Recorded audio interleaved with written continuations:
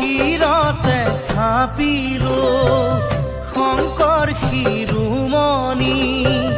কণ্ঠতে থাপিলো নাম, হৃদয়ত থাপিলো দুয়োজনা গুৰু,